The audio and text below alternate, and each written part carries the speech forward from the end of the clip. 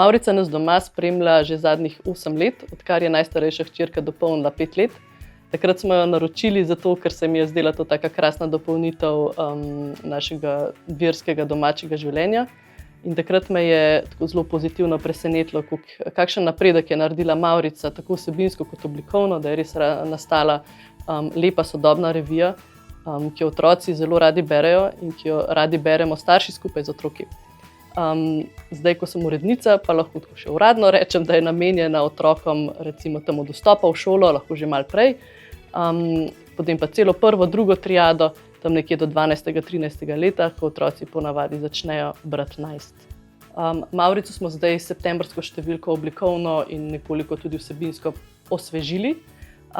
Večina rubrik, ki jih imamo vsi radi, so ostale enako, se pravi, še vedno so notri stripi o znanih osebah, o svetnikih, zgodbe, pesmi, uganke, naloge za reševanje, recepti, pisma Mavričarjev.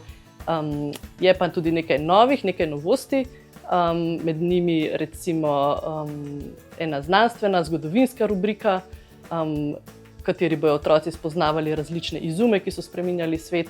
Potem nas čaka nov strip, tega se zelo veselimo, ker se nam zdi, da je tale Čušinov in Stepančičev mulc zelo manjkal zadnja leta.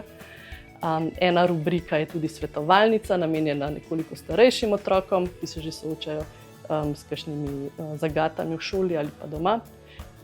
Zelo sem vesela tudi, da imamo rubriko o domačih obredih, se pravi, kako na zelo preprost način v družini praznovati nek praznik, nek dogodek v liturgičnem letu.